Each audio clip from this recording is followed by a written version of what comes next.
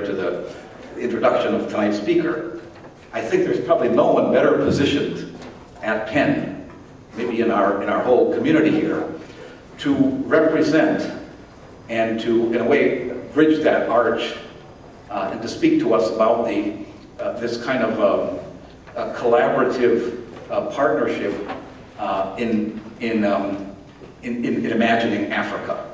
Dr. Zuberi, official title is the Lasry Family Professor of Race Relations at the university, but he is much more than that. In fact, I often say that he wears more hats than I own. He is a sociologist and demographer by training, and has served as chair, or is serving as chair of the Department of Sociology, Director of African Studies, Director of the Center for Africana Studies, of which he was really a founder and prime mover in expanding and building on it's 40 years old now, I think, the African American Studies program celebrating its 40th anniversary as an Africana Center now, and he has been the prime mover behind that. His earlier books, which I know quite well, have to do with disease and mortality. This first book was really a path-breaking book on disease and mortality among Africans, I guess we call them African Americans, who left the United States in the 19th century and went back to colonize and settle in Liberia, and ended up being exposed to African diseases like any outsider who'd been away from the continent for 5 generations would be. Fascinating study. This was followed up by a very provocative and helpful and influential book on the uses and misuses of statistics. The title, if I get it exactly right here to Kufu, is Thicker Than Blood: How Racial Statistics Lie. And it's all about how people build supposedly objective and scientific knowledge around statistics that are poorly collected, poorly interpreted, often just invented. He is now completing a manuscript, which we're all eagerly looking forward to, on the rise and fall of Timbuktu, that great medieval city of the Western Sudan in Africa, which I think is part of everybody's imaginings of medieval or ancient Africa. Everyone thinks of Timbuktu, and not always for the reasons that are based on its real history. And so we're looking forward very much to that study. As a result of all this work in Africa, Dr. Zuberi has been a visiting scholar at several of Africa's leading institutions of higher education. We all know that African universities are hitting hard times now, even like our own university at times, But the University of Makerere in Uganda and the University of Dar es Salaam in Tanzania are 2 of Africa's premier universities. And so Dr. Zuberi has spoken there. More recently, his efforts have been involved and invested in the production of a multimedia, a unique kind of broadcast and media, new media production of Africa and the World, which is attempting to introduce audiences here and around the world to the many faces of Africa, past, present, and future. And I think it's going to be something we're all anticipating greatly. So he's in an ideal position here, I think, to tell us about the challenges of making a film in contemporary Africa. Some of you certainly know him as the host of the very popular PBS series History Detectives, which is now, I think, in its 9th season. Yes, History Detectives is all I can remember. It's a wonderful thing because, we all know that the mainstream media, the mainstream, even academia, has often obscured or minimalized or even covered up important people, events, artifacts in U.S. history. And History Detectives, among other things, has been, using popular lore, family legends or family stories and folk songs and heirlooms that people pass on from one to the other to figure out what's really behind the story that has been hidden here. So it's really a detective, kind of a detective adventure that, for an historian like myself, is just wonderful. I mean, I'm always thinking that people are covering up pasts in various ways. So we're glad you uncovered some of them anyway. Okay, I'm going to have to stop here because I could go on. If you're not exhausted already, you know, Zubairi finds time somehow to talk about human rights issues at various fora and about issues of race representation in the media and the very important issue of increasing diversity in the student and faculty pools at the University of Pennsylvania. These are all very important contributions, and as I say, he wears all these hats somehow. I can barely keep one on. But he's here to talk to us about Africa and the world, and about the challenges of making a film in modern Africa that maybe takes into account some or all of these large issues. So, Tukufu, welcome, and we're glad to have you with us.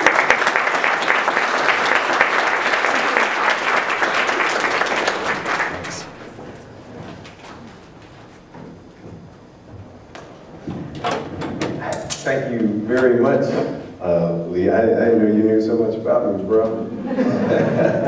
I've known Lee for a very long time. We have been here trying to preserve the study of Africa at the University of Pennsylvania. So we've met on many occasions in those struggles, and I think, you know, probably what is evident is that this idea of imagining Africa at least shows some of the fruit that was bared from those efforts, from Lee and others and myself. What I want to do is talk to you about a film project I have and talk to you about how I got to making this film and to discuss why I think this is a very good moment for scholars, for researchers, for people interested in conveying information, that it's a really good moment to be using and thinking in terms of film.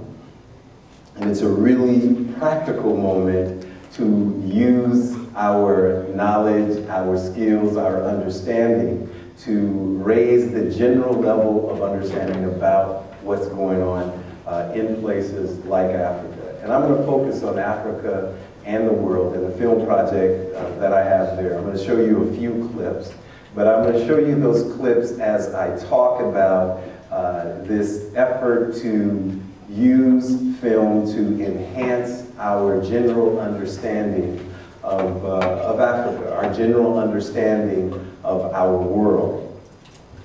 So just to give you an overview, this is more of talking about me and trying to talk about how I get in the position of doing this. And that's some combination of sociology or being a sociologist, being someone who is on television and working in television, and how that led me to being involved in film.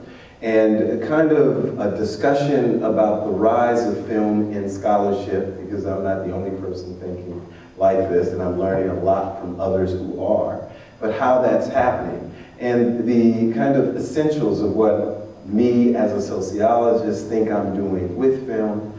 And then I want to talk about this first project, Africa and the World. I'll give you a few clips from the project that we've completed the filming, and we're now in that stage called post-production, which is where we're preparing the film for the editors to lock it down and get it ready for broadcast. And then I want to talk about why I think at this moment broadcasting is only one of the ways that we engage people about what's going on and interest them in conversations about issues. And I want to do that by talking about something that I'm calling communicasting versus the old way, which is broadcasting. And some of the clips I want to show you are going to speak directly to how we have been trying to work in that way. And then to just further show how the communicasting really facilitates a two-way conversation so that films made in this mode have the ability of better enhancing what we understand, but also answering questions that people may generally have. Now, you know, I'm a scholar, I'm a professor here at the University of Pennsylvania, so I still kind of always fall back into that need to really understand what I'm talking about. And I'm not that interested, really, in making films about things I am not an expert in. So you will not see me making films about American literature or African American literature, because I know a little bit about them, but I don't know enough about them to really delve into them and make a contribution scholarly-wise. But a couple of, well, I guess a few months ago, we convened a small group of scholars from different places in the world to talk about the ideas that we have in this film. Some of these scholars have been advising me as we were going out to capture the footage and as we were imagining how we would put this project together. And then we published a volume of the annals. And the purpose, the reason for publishing the volume of the annals was to engage scholastically, to engage academically those who might consider this project and what it is about, the issues that it covers. So that part happened. Now, television is is an interesting thing. And here's a little throw. I'm not going to push it hard, but on Tuesdays you can check it out. PBS, The History Detectives, still coming on. Check it out next week. Right now you can get a lot of reruns of this week's episode. But The History Detectives really awakened me to the possibility of using film, using television, as a medium of enhancing people's understanding. And let me give you a brief example of how this happened to me. When they first came and asked me to work on The History Detectives, I told them to go away. I had very important things to do. And if they just looked at my CV, they would recognize that I was doing these important things and that being on television was a little bit below me. But if they like, I would give them the names of some of my colleagues who might want to step in that particular thing. And now, as Lee said, this is 9 seasons later, and I have stepped in it not only with my feet, my hands, and the whole muck of it is all over me. But one of the things that I learned is that people's everyday lives are influenced in a very immediate way by what they perceive to be the message conveyed on television. The power of film is tremendous, and it's increasingly tremendous as we further advance into the 21st century. It is already one of the most important popular mediums of conveying information to people. Once I recognized this, and the first time I recognized it was this woman who had a dummy, and we were doing a genealogy of this dummy, and we were finding out if this dummy was made by the same person who made Charlie McCarthy. And we found out it did, and all of a sudden, this little dummy she had stuffed up on her shelf, that her father had given her because he was a vaudeville ventriloquist, was worth millions of dollars. And she took it and she donated it to the Schoenberg. However, in the process of the filming, when we told her, about the dummy, and then we had stumbled upon a tape which recorded her father, and we brought that back to her. And when she heard that, it had a tremendous impact on her. And she said, I hadn't heard my father's voice since 1960, so this is 40 years later. And I was like, okay, there's something serious going on here. And as we begin to develop the program and the idea of the program begin to crystallize, we start imagining how important it was for people. Because, if you show someone that the engine that was in the plane that Lindbergh flew across the Atlantic was actually made by an everyday person who we don't know, you start thinking, well, okay, that's important. But one thing you cannot imagine is Lindbergh flying that plane over the Atlantic without that engine. And at the time that he flew that plane across the Atlantic, the person who made the engine made the entire engine, because that's how they made the engine of the plane. So the fact of this process of discovery and the impact that it could have on providing us a better understanding, in some cases, a more enthused understanding of history, to me proved to be very powerful and something that I thought I would spend my 9 years figuring out exactly how people did it. And so those 9 years have been 9 years of film school for me as well. So, you know, part of it was making the history detectives, part of it was studying it. But film has been on the rise as a medium for education. People use it in their classes. But the rise and the growth of documentaries and people's attention to documentaries and using the information they gather or gain from them as a source of how they view the world is also increasing. So for me then, this film sociology just really quickly involves having an issue that you understand and wanting to present the visual components of that issue, and then having an outlet for communicasting your visual representation of what that issue is. And then finally, the use of new media to enhance the audience participation in the process. And that's all very important. Because one of the things is I have Facebook pages. You know, at first I didn't even do Facebook. I was like, I'm not doing Facebook. That's kind of weird. People Facebooking each other. And I'm not going to tweet either. And I have a Twitter account, and I have like 5 Facebook accounts. So if I disagree on something, that doesn't give you an indication of where I'm going to end up. But so we have several Facebook pages, and you know, the number of people that we have on our pages range from something like 800 or 1,000 to 30,000, and the ability to engage in conversations with people using these pages and using Twitter has been interesting in itself. It's an educational thing for me because being limited as a professor to 140 texts or characters sometimes doesn't make any sense to me. And you know, I don't necessarily even feel that I can convey some information. But at least we're learning how to use those 140 characters to lead people to further information and things like that. And at minimum, to create a kind of conversation. So let me back into that again with, and so that's the sum of what I want to say. But now I want to say it in a little bit of a different way by giving you an example. And then using this example to enhance why we think a project on Africa and the world is essential. And why we think that the development of the way that we're trying to introduce this film and to put this film out there through this conversation is very important. So what I want to do in looking at Africa is capture a particular historical moment. And this moment is captured first by looking at what comes out of the ashes of World War II.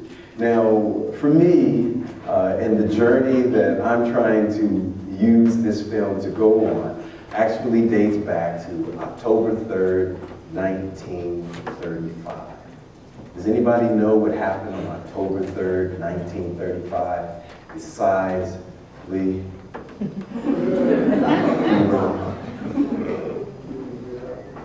That's right.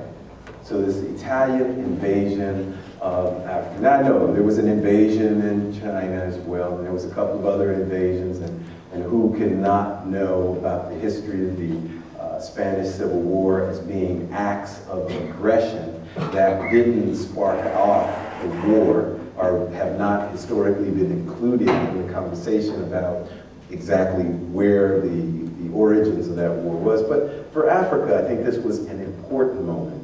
And what came out of those ashes of World War II, I think, were very important because Africa also got consumed by another international historical process, and that was this movement towards independence, which was very powerful in Africa, but was also happening in India, was also happening in various parts of Asia. So the movement towards independence marked another very important part of this gathering, culminating historical moment, which is really about 75 years.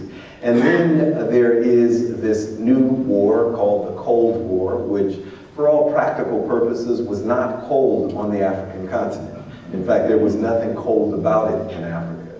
Africa fought the Cold War as a very hot war. And it had a tremendous impact, not only on African development, it had a tremendous impact on what African leadership had as options to do inside of their countries and how they were positioned relative to the world in terms of what kinds of things happened. And then I look at the end of that period. Let me show you a clip, or this is a Sizzle Rhythm, they call it in film, about the film project.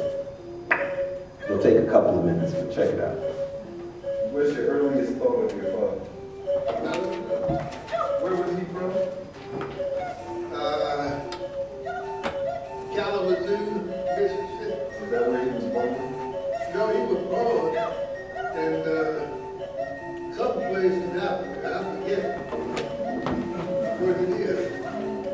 My father made this statement 2 years before his death, and my quest to better understand the continent on which I have worked for over 25 years took on a new face.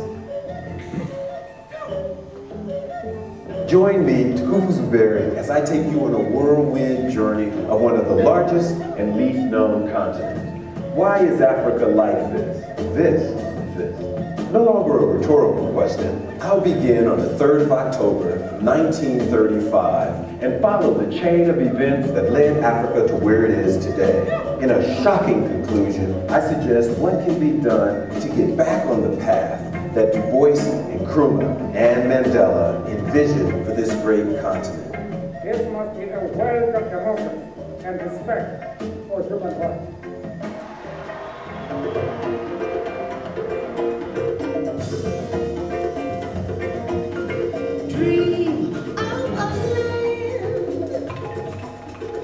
There's so much to say, and so many people whose stories must be heard to close the gaps of ignorance and bias.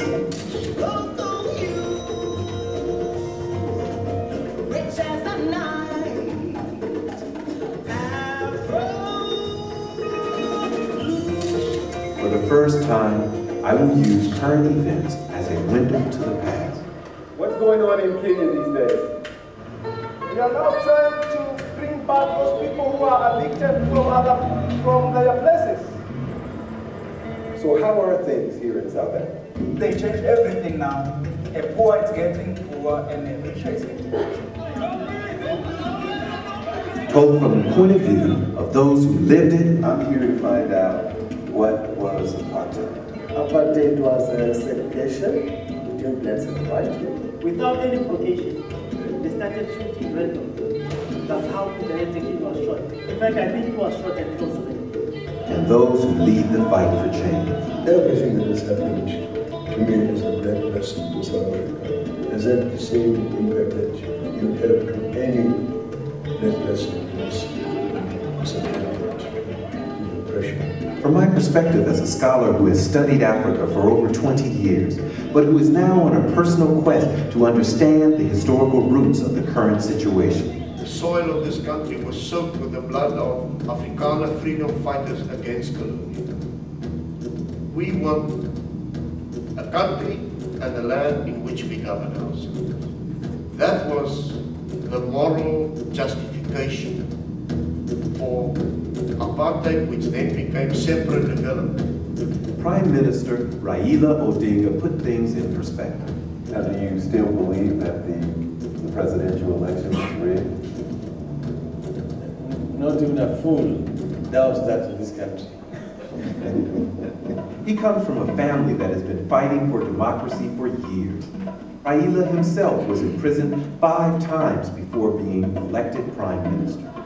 Even his cousin, Barack Obama, is politically active in the U.S.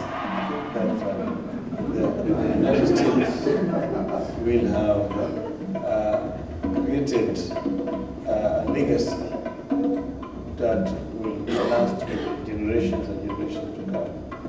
It will transform the entire world. Now that's a real family tradition, democracy. Africa, the second largest continent in the world, is not only the cradle of mankind, but home to some of the world's greatest and oldest civilizations. Nearly 700 million people live here, speaking over 800 languages and dialects. modern Africans live in over 53 very different nations. Yet Africa is the poorest, sickest, and most war-torn area in the world. Why is Africa in this situation? And what is the potential for change? Come with me as we find out how Africa got in the situation it is today. International team. International team.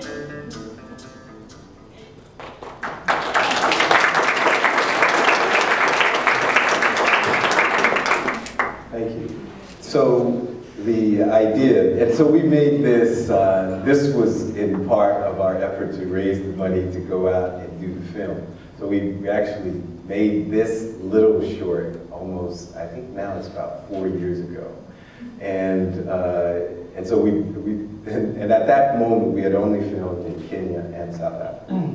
And since then we filmed in several other countries. In fact, we just came back this summer from completing and packaging all of the filming that we were going to do. And the film will consist of lots of archival footage to tell the story, but to move it along, we have a lot of footage that we captured, I think over 190 hours. The idea for this film, because we've been working on it for about 7 years, is to try to talk about Africa in a way which does not just say that whatever current event you're looking at is the only reason you should be looking at Africa. Can we tell a story about Africa which makes it something that we see as important to include that narrative in the world, and include that narrative in our heads as we think about the world? So this particular effort in putting something like what you just saw together was to convince people who have a lot to do with putting film on television. And one thing that I've learned from them, I had a longer version of this. I remember I had a 10-minute version of this, and I went through everything meticulously, what we were going to do. And it started out, talking about stereotypes in Africa, ended up, here's the conclusion and all that. And then I had this wonderful opportunity before I presented it to these various broadcasters. I had this wonderful opportunity to talk to several people who control purchasing films for various stations. And this was at a World Economic Forum conference. And they all agreed to come to my room and look at what I had after I badgered them so much. And they sat down and looked at what I had. And I made sure we plied them to as much alcohol as we could. So one, they'd stay in the room and look at the whole 10 minutes. And two, they'd relax and tell me what they really thought. And and some of them were like, oh, I was so offended by the beginning of it. And okay, we understand you might have to tell that story, but do you have to tell it to me now? And I'm gonna have 10 of these things on my, or 1,000 of these things on my desk. Why should I stop and take a look at that? And now, that told me two things. One, that I want to control the narrative that gets told, and two, it's very important for them to make a decision based on the idea that I have. But three, that I did need to make it sparkle for their eyes, and that was very important, because if you don't make it sparkle for their eyes, they're not going to look at it because they don't think you're going to be interested in it. So we polished it and made it sparkle. And let me explain what I mean by really I wanted to have my voice be in it. When I first presented the idea to a particular broadcaster, they instantly gave me the money to pay somebody to make the film that I would be in. And this is how they described the first scene. And I remember we were sitting there and they said, this is how it's going to be. Here you are in the middle of Lagos, surrounded by thousands of people in this bustling city. And the camera booms into Kufu, and you're dressed in white. And you say, I'm here in Africa. Then we switch to the coast of Lagos, and you say, and this is where my ancestors left. I thought, you know, that's not really what I want to say. And, you know, and after like about 5 drafts of me saying, I don't want you to say this, and them saying it in a slightly different way, and changing the white to, you know, light brown, and, you know, the hat to a straw hat, and the being in the middle to not a bus but a cab, and they just missed the whole reason that that narrative, which I understand they have, and they think that that's the narrative that I have about Africa, is the one that they wanted to tell. But that's not the narrative I have. And the narrative I have, I wanted to get people to think with me about what is going on in Africa and why we look at Africa the way we do and why we do not consider Africa, except when there's a big problem, typically. That's the only time. And sometimes we look when there's a resolution of that problem. But beyond that, of looking at the processes and the successes, and not all successes, but looking at the successes as they exist in Africa for Africa, as they're viewed by Africans, wasn't something that was there. And I wanted to do this understanding that I grew up in the United States, not in Africa. I've worked a lot in Africa over these last 30 years, but I grew up in the United States, and my point of view and orientation is heavily influenced from where I come. But that I wanted to give a perspective that allowed people to see what I saw in Africa and allowed their ability to imagine what is going on in Africa from that particular kind of experience. Now, and this brings me to this. So this is, and so I didn't have time to put a nice fancy thing together for you, so this is my written notes of this. Someday I'll fix it up. But one thing you have are these broadcasters. And the broadcaster is kind of like these people over here. You got, you know, NBC, CBS, ABC, CNN, HBO. I should, PBS. PBS is a broadcaster too. I don't know why I didn't write that over there, but PBS. You have the broadcaster, and then you get, you know, you have a medium, and you know, you have some tool used to share and to kind of, you know, deliver this information to someone, this data to someone. And that could, you know, that's typically like your digital media, your electronic media, or something like that. There's some way that you deliver it. And then you have something which is a medium. And this medium are the tools used to receive the data. And that could be your television, your radio. More recently, you can get this broadcast on your computer, your cell phone, your tablet, whatever. But it's a one-way communication. You're the audience and you just receive it. They decide what you're going to receive and you get it all the way out here. And I thought, you know, why do we need that? And this is this idea of communicasting. I didn't invent the word, but I'm at least trying to have a definition for it. And my working definition for it is as a kind of public transmission that facilitates conversation through media among a dispersed audience. And so in this, you have kind of an audience, and these people also have the potential to communicate. And they also have a kind of medium, which is, you know, it could be the computer, it could be your tablet, your cell phone. And most of this is done now under the internet. Who knows? Somebody could invent something else, but right now it's through the internet. And then you have on this other side an audience, but they're also communicators. And it goes both ways. There is a conversation. As I said, you know, one way that I have been engaging in this is through Facebook and Twitter. And there is a conversation that goes on. And so for this film project, we have actually tried to build in the process of engaging in this kind of conversation. And so, you know, but it's a lot of ways that this is done. YouTube is one way that it's done. TED lectures, if you haven't checked them out, you should check them out. Really nice lectures, another way that it's done.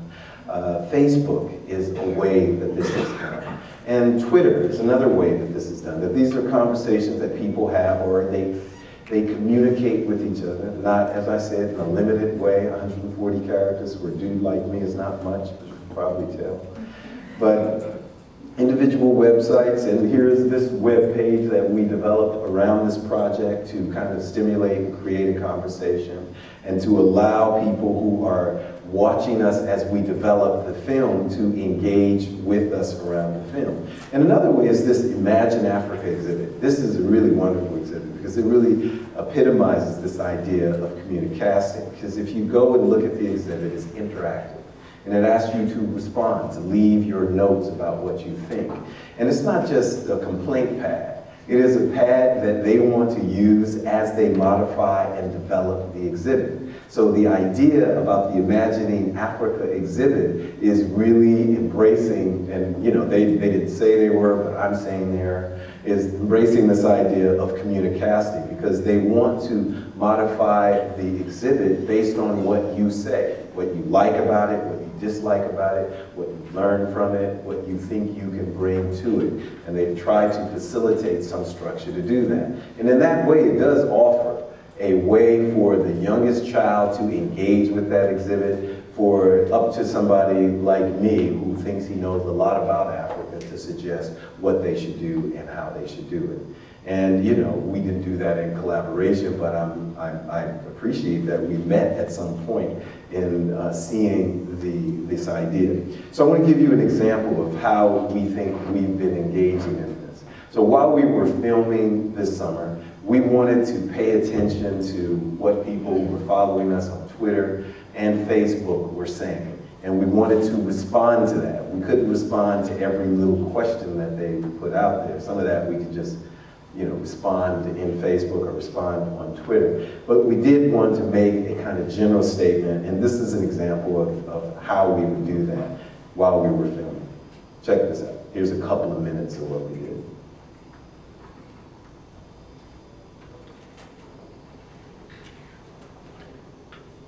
Why did they do that?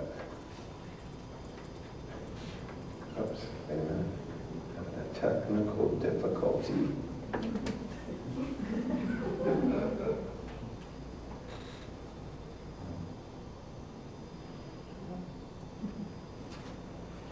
Okay, maybe I'm not about to show you that. I don't think that one's there. Let's try it one more time.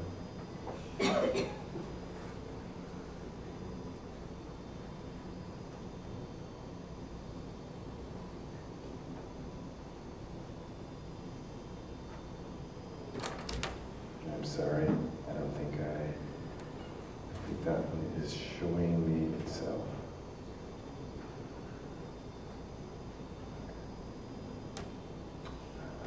It's not seeing it for some reason, and I don't know why. So let me just keep going. Oops. A little bit further than I wanted. What I wanted to say. So this. If you hit a hard return, if you take it down and then hit a hard return after the link, that may hot link it because it's not underlined, so it might not be hot linked. So what do I do now? If you have a keyboard up there and you hit a hard return, go put your cursor to the end of the link and hit a hard return. No, I can't do that. Oh, you can't do that now. Right here? I can't do that? On the words. Is it online? It is online. This is not online. Sorry. Thank you. Well, anyway, that didn't work, but. And I don't think the others are working either, because that was supposed to come up. So, I think those are my clips. Why don't you put you have your clips with you? Let's use yours. Okay, so while she's doing that, then I'll show you her clip. And I'll just talk a little bit more about the film project and where it's at and what we're doing with it. So the film at this point is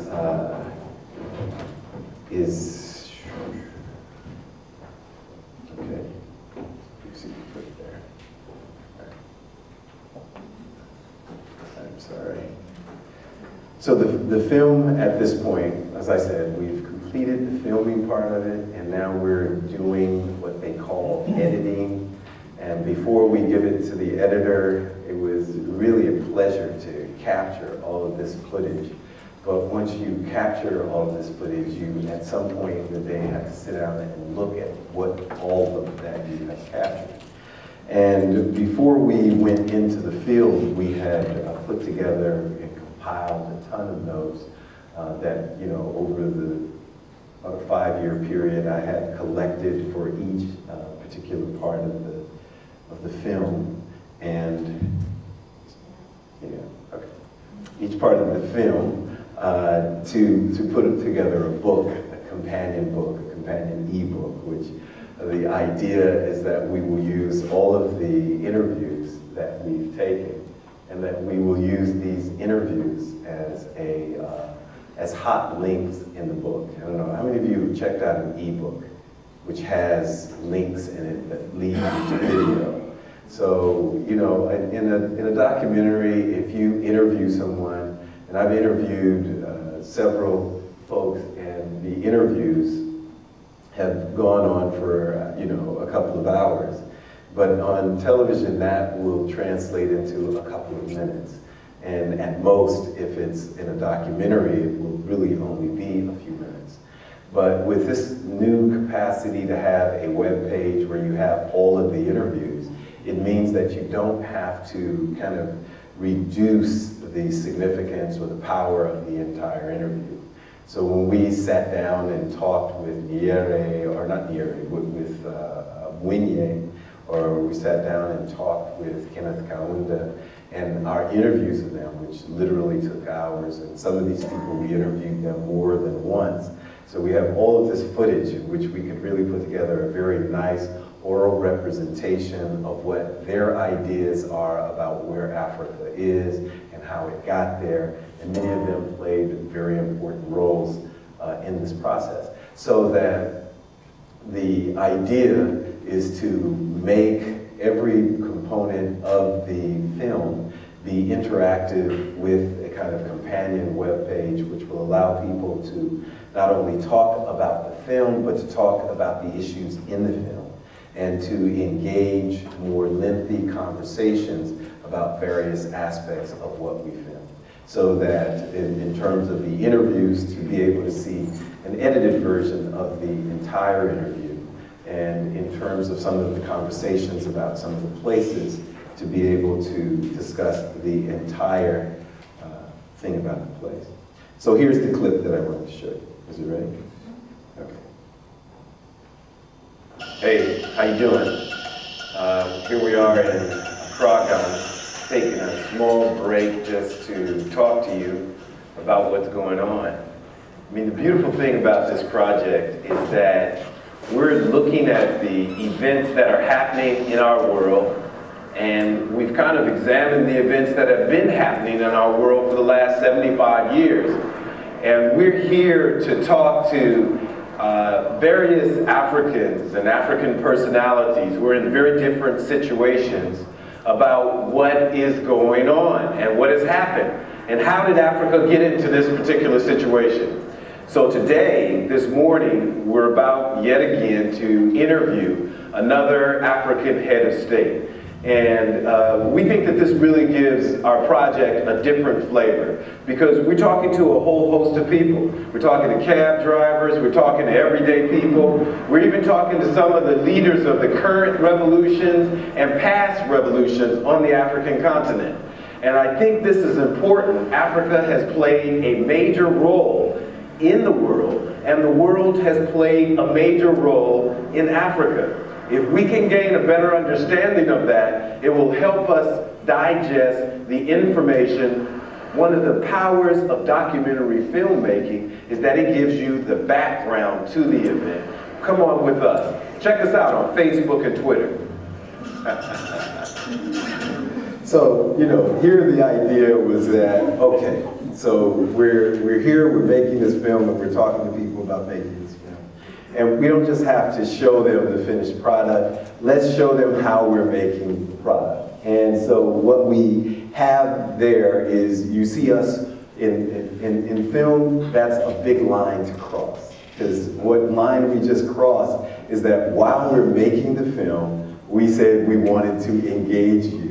And not only while we're making the film are we saying we're going to engage you, we're crossing the line and we showed you how we're filming the film. So we showed you the guy showing the shining the light. We showed you there's a cameraman. And we showed you that basically we are there about to do something. And the reason I don't show a lot of the footage from some of the heads of state and folks like that is because we can't. They told me they didn't want me to do stuff like this and show that footage until we show and release the film. So, and that's why. And we have tons of it. But I did show you one quick flash there of Kufuor who told me I could do that. But the idea that we had is that when we do this, let's talk to everybody we have access to. And I definitely have access to your everyday person walking down the street, but as a result of the kind of research and the kind of work that I've done in Africa, and the kind of collaborations that I've built on the African continent, it has given me extraordinary access to African leaders, heads of state and ministers in various capacities. And so developing this ability to make film has allowed me to then use that to make this film. So that what I want to do and what we are doing is using our access to Africa to have a conversation and to raise questions that we think are pertinent for people who are on the African continent. I think this is a conversation they're interested in because of our view and what we see and what we're saying about it. But definitely for people who are in the United States or in Europe or in other parts of the world where there's not a lot of information about Africa and what's going on. And that little piece, we show you flashes like, the interview with Nkrumah's daughter, the interview with Nkrumah's major assistant, Asante, KB Asante, who was already in the government of Ghana, but was also kind of an unofficial member of the CPP. He really wanted to point out that he never joined Nkrumah's party, although he was loyal to Nkrumah to the last day, but he was a government official, showing how dedicated the government had fully backed up Nkrumah's regime, which is important in the scheme of things and the history of how the narrative of Nkrumah and Nkrumah's fall actually happened and what that meant. So that's the nature of what we were doing. So this was kind of a flash from us in the field. But if you're doing Facebook, how many of you all have Facebook accounts? Facebook accounts, okay, see, that's most people in here. How about Twitter? Twitter, how many of you tweet? Not that many Twitters, okay, not tweeting, all right? Okay. Well, I got a Twitter account, so I'm tweeting and I'm Facebooking. And as I said, I think I have 4 or 5, how many accounts? 4 or 5? 4 Facebook accounts, who knows how to do that? But I have people to help me, like you and Marcus. But the idea is that if you want to have that conversation the way we want to have, and that is to spark conversation and interest about a specific project, then you can also use video to promote that as well. And this is how we did that. And so here's the last clip, and then I think we can talk about the film, where it's at, and just filming in Africa as well.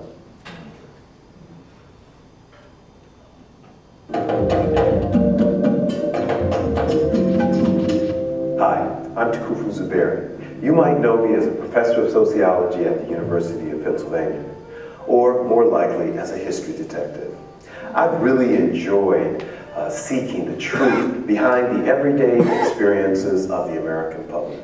Now, I'd like you to come along on a revealing journey with me in Africa.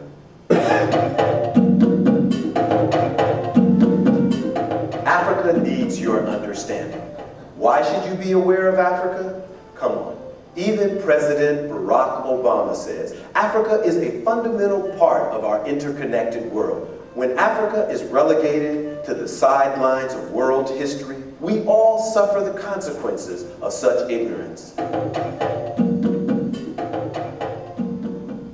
I have been traveling all over the African continent, talking to heads of state, revolutionaries, and everyday people. I've spent over 25 years studying Africa. And I've put my heart and soul into making this film during the last 5 years.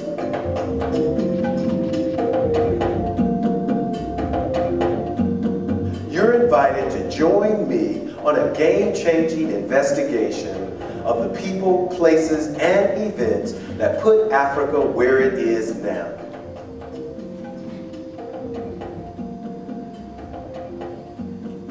It's a woman named Julie Dash, who made this film called Daughters of the Dust. How many of you heard of this film? Yeah, Julie's great. And so Julie had the idea that, hey, we could just ask people and they'll give us a bunch of money to make this film. And I was like, well, I don't know about that. I mean, I don't think people just give us the money to make this film.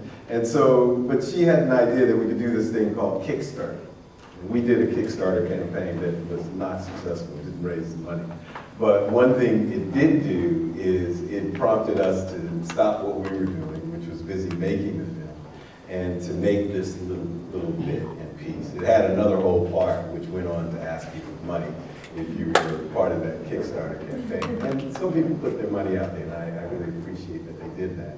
But, you know, part of it was the idea that by asking for that money, we would have also been promoting the film and the film project, which I do think it did. And that's why we kept it and used it as a motivational tool to suggest that people might want to follow us on Facebook and Twitter. And we even created a Facebook page, created an entire blog, and all of these things which kind of are companions to the film and are using them to broaden the conversation about Africa in the world and about what this project is about. So I think I'm going to stop right here and open it up for any questions you might have. Thank you very much for your attention.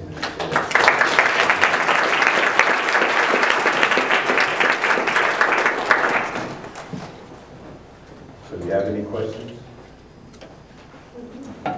Yes, sir. You said that you used the story of the film that I can do for a equally well assumed the story of the film in the film conference. I'm wondering Absolutely. why And so my idea there is that the Berlin Conference itself deserves a film in itself. I believe that, and the kind of implications of the Berlin Conference. And so, you know, this is an idea that we have, is to have a project which just covers that. What we didn't want to do was try to cover everything that has ever happened on the African continent, which some people